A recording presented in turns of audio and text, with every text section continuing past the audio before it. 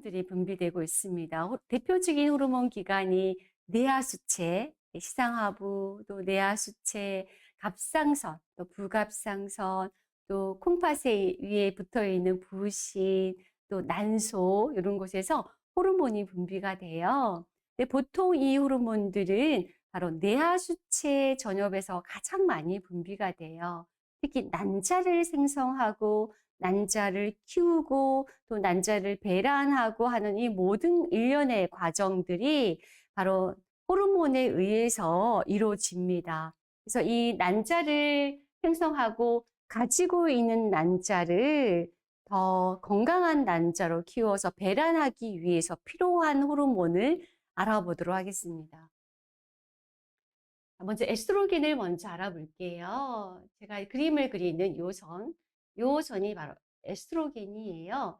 자, 에스트로겐은 임신이 딱 되면 이제 수정이 돼서 착상이 되는 순간부터는 에스트로겐 수치가 많이 떨어져요. 많이 떨어져서 한 요 정도로 높아지는데 보통 그 세 가지 에스트로겐이 있어요. 여성 호르몬 중에 세 가지 여성 호르몬 중에 임신 중에 분비되는 에스트로겐만 수치가 이렇게 높아집니다. 자, 이 여성 호르몬 에스트로겐 수치가 어느 정도 높아지면서 함께 분비돼야 되는 호르몬이 뭐냐면 이 여포 자극 호르몬이에요. 이거 그려놓고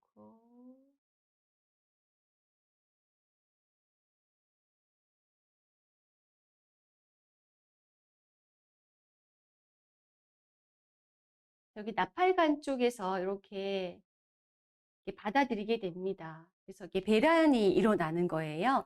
배란할 시기가 되면 요 요포 자극 호르몬이 더 많이 폭발적으로 분비되는 요 시점에 딱 배란이 된다고 보시면 되겠죠.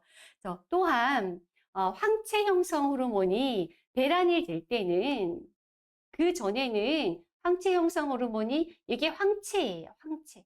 얘가 황체예요. 요 난자를 싸고 있는 게 황체예요.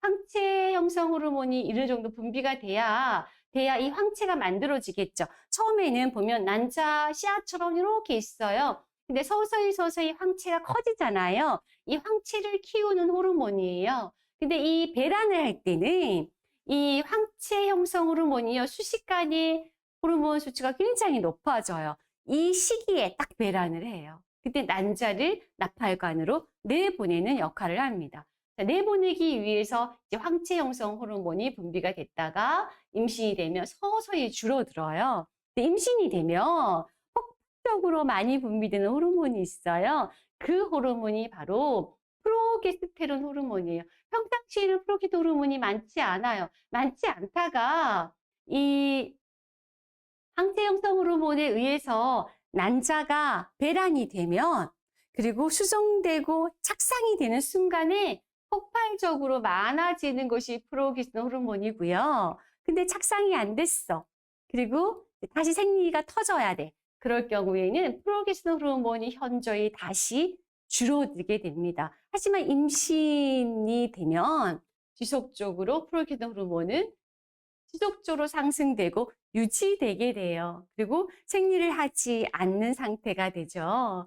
그래서 이 임신이라고 하는 것은 적절한 에스트로겐과 프로게스테론 호르몬이 어느 정도 선을 만들어줘야 어느 정도 분비가 돼야 임신을 유지할 수가 있어요. 그래서 프로게스테론 호르몬이 분비가 되면은 일렉신 호르몬이 분비돼서 이제 이 자궁이 또 커지고 커진 만큼 우리의 근육과 인대들, 이 골반이 늘어나잖아요. 이렇게 늘어날 수 있도록 부드러워질 수 있도록 이제 이 호르몬이 하는 역할들입니다. 프로게스테론 호르몬이 잘 분비돼야 태아가 건강하게 자라날 수가 있습니다. 그리고 생리를 하지 않아야 태아가 성장을 할 수 있겠죠. 생리를 막아주고 이제 태아의 성장을 도와주는 호르몬이 프로게스테론 호르몬이에요. 그래서 임산부들은 이 프로게스테론 호르몬들이 잘 분비될 수 있도록 도와주는 에센셜 오일을 처방하게 됩니다.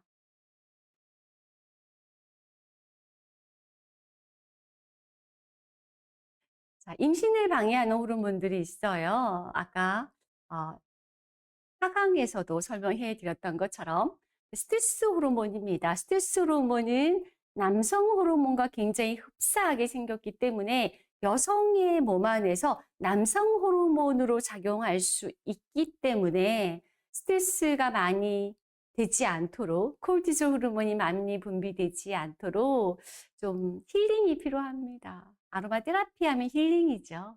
또 스파나 또 피부 관리실에 가셔서 또 관리를 받으시는, 이 아로마 테라피 관리를 받으시는 것도 힐링이고, 집에서 에센셜 오일을 떨어뜨려서 와인 10ml에 에센셜 오일 8방울 혼합해서 욕조에 붓고 10분, 15분 정도 입욕을 하는 것도, 네, 우리 홈캉스라고 해요. 홈캉스.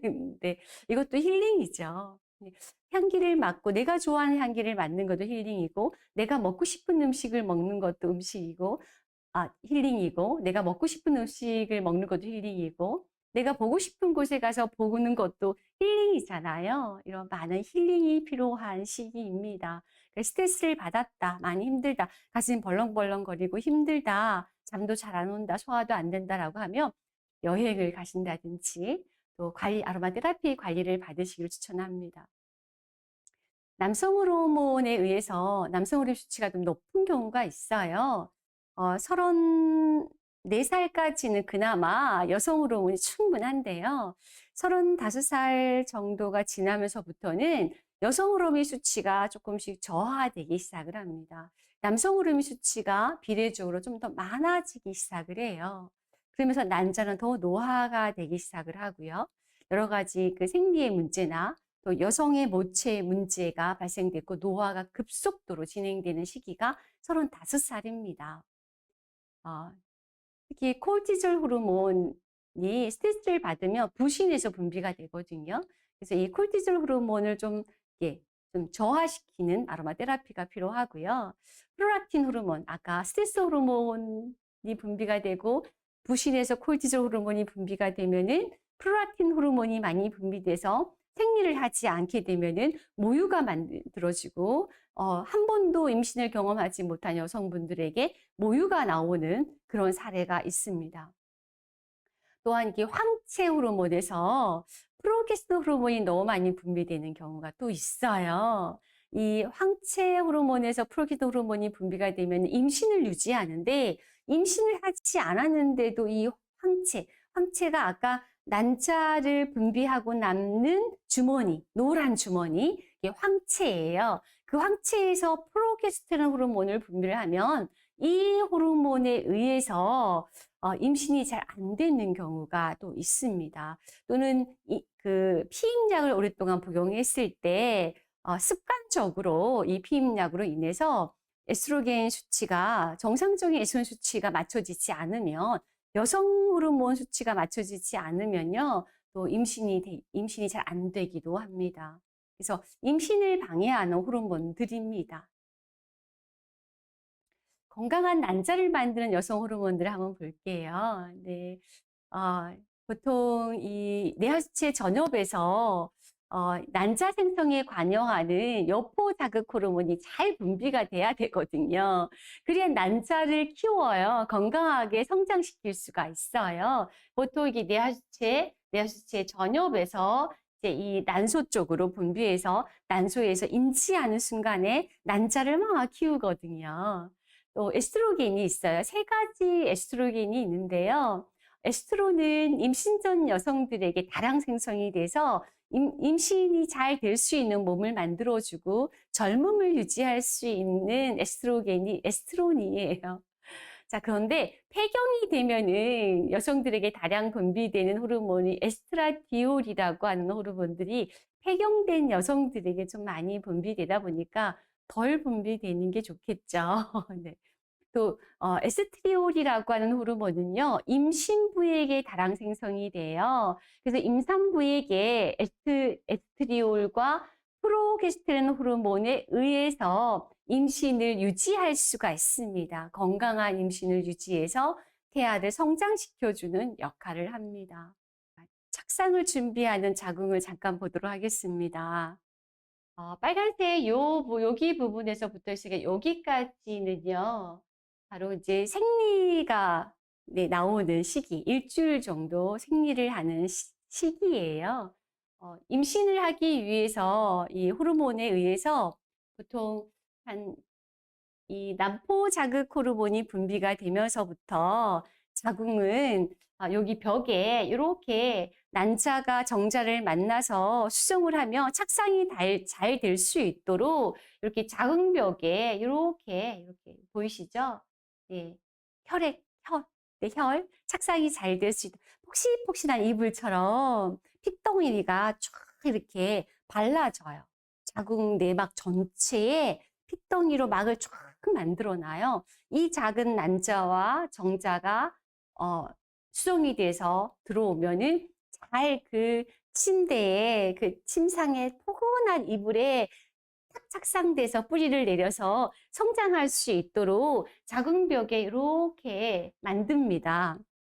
요 시기가 생리가 끝나면 일주일 뒤예요. 생리가 끝나고 일주일 뒤부터 호르몬에 의해서 난자가 이렇게 배란이 되는 순간부터 이렇게 자궁벽에 이제 혈을 만들기 시작을 합니다. 한 2주 정도 지속이 되고요. 왜냐면 여기서 난자가 딱 나오는 순간에 정자와 결합이 돼서 이제 분할이 되는 기간이 한 5일에서 한 7일 정도 되거든요. 그 기간까지 기다려야 되기 때문에 한 기다리다 보면 한 2주 정도가 지나가요. 한 2주 정도까지 착상이 되지 않거나 또는 분할된 이 난자와 정자가 분할된 이 작은 배아기 때 요때 이제 문제가 발생이 되면 이제 떨어지겠죠. 그러면 생리혈과 함께 다 오로로 배출이 되게 됩니다. 자, 건강한 정자를 만드는 남성 호르몬 안드로겐도 한번 알아보겠습니다.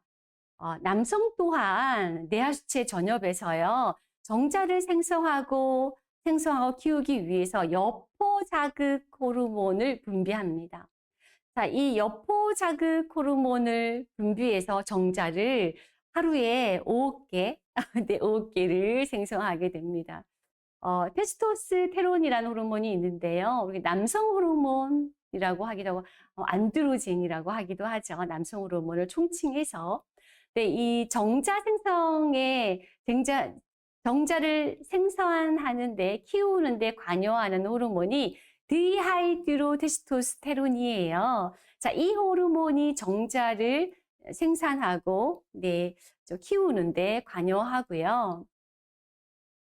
또한 이 정소에서 테스토스테론이 생합성될 때 중간 대사물로 생합성되는 스테로이드 호르몬이 있어요. 그 호르몬이 안드로스텐디온이라고 하는 호르몬이에요. 또한 정자 생성에 관여하는 특히 부신에서 이렇게 분비가 돼서요. 또 정자를 생성하는데 관여하는 호르몬이 DHAA라고 하는 호르몬도 있습니다. 이런 호르몬, 남성 호르몬 전체를 안드로젠이라고 합니다. 주의해야 되는 인공 에스트로겐들이 있습니다.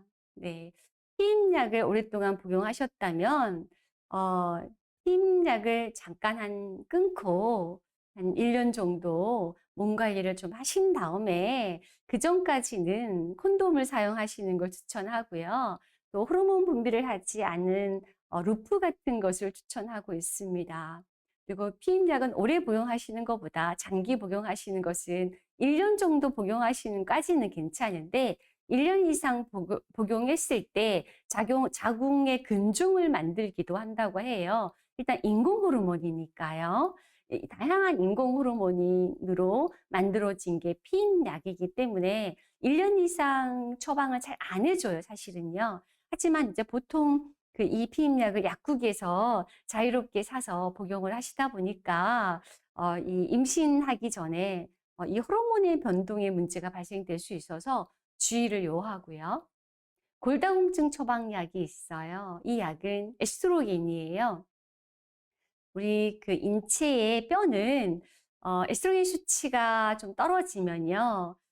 뼈 안에 있는 칼슘을 꺼내서 이 혈액에 적절한 칼슘의 농도를 맞추려고 하는데 이 에스트로겐 수치가 떨어지면은 이 혈액의 칼슘의 농도가 줄어들어요. 그럼 우리 인체는 혈액 속에 있는 칼슘의 농도가 더 중요하기 때문에 뼈 속에 있는 칼슘을 끌어다가 사용을 하거든요. 그러다 보니까 골이 이렇게 텅텅 비어가고 부족해지는 현상들이에요. 이것을 골다공증이라고 하는데, 우리 이제 20대 여성들도 자외선을 많이 보지 않으면 우리 비타민 D가 피부에서 합성이 돼요. 그러다 보니까 자외선을 보지 않고 메이크업을 너무 두껍게 하고 늘 선크림을 바르게 되면 이게 합성이 되지 않는 거예요, 비타민 D가. 비타민 D가 합성이 돼야만이 이게 칼슘이 흡수가 되거든요, 뼈 속으로.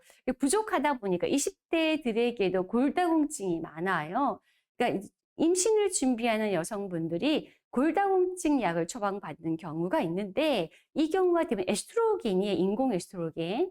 보통 병원에서는 1년 이상 처방을 잘 안 하는데, 이제 1년 이상 처방을 안 하면 다른 병원에 가서 또 처방받으시고 또 딴 병원 가서 처방 이러시면 안 돼요. 네. 1년 이상 복용했을 경우에 이 에스트로겐으로 인해서 여러 가지 질환들이 발생될 수가 있습니다. 자궁의 문제가 생길 수도 있고요. 근종이 더 커질 수도 있고 하니까 좀 줄여주셔야 합니다.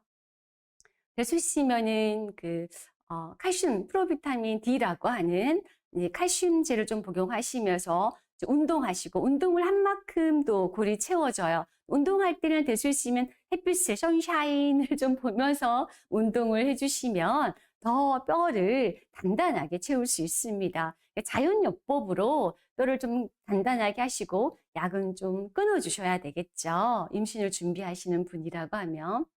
또 시판하는 물들, 쉽게 얘기하면 플라스틱 병에 담겨서 이제 유통을 하는데, 이 유통기간 동안 빨리 받아서 냉장고에 넣었다가 바로 드시는 건 그나마 괜찮은데요.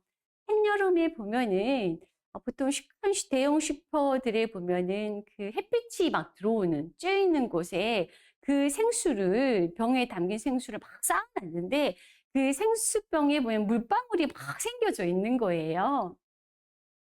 전 그거 보고 저 물을 먹으면 안 되는데 이 생각이 들어요. 그랬을 때 이 플라스틱 병이기 때문에 일부 물에 녹아내릴 수도 있거든요. 그래서 그런 생수병에 담긴 플라스틱 병에 담긴 물은 안 먹어야 된다. 네.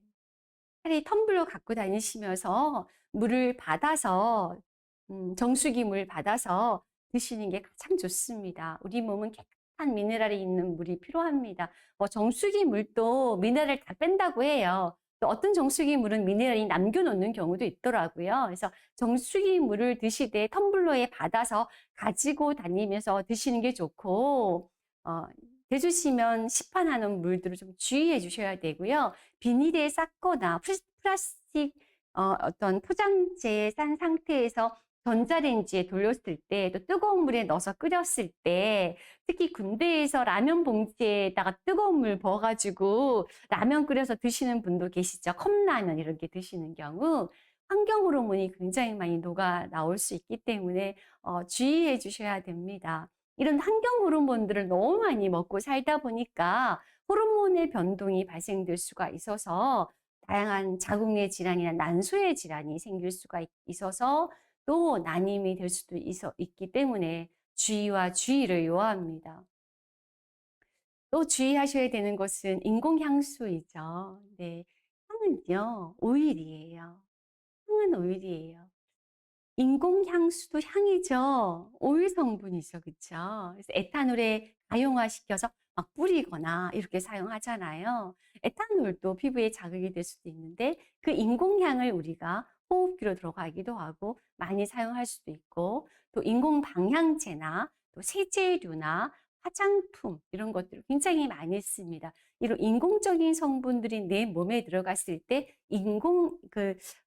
우리 신경 교란을 일으킬 수도 있겠지만, 또 내부적으로 체지방이나 내장 지방에 쌓여서 또 호르몬 변동을 유발할 수가 있습니다. 또 임신을 준비하는 여성분들은 참치나 연어, 큰 물고기들 섭취하는 걸 좀 주의해 주시고요. 임산부들은 이 참치, 연어, 큰 물고기 잘 안 드시거든요. 예, 거기에 있는 호르몬, 환경 호르몬 때문에 잘 안 먹습니다. 그래서 임신을 준비하는 여성분들, 남성분들도 1년 전부터 태교를 하는 거니까 태교를 위해서 몸을 관리하셔야 되니까 큰 물고기들을 드시지 않기를 부탁드리고요. 이 환경 호르몬에 오염된 어류, 야채, 육류, 기타 굉장히 많은 것들이 있습니다. 여러 가지 그 GMO로 만들어진 식품들, 또 성장 호르몬제를 투여한 동물들, 육류, 육가공 식품들을 좀 주의해 주시기를 당부드립니다.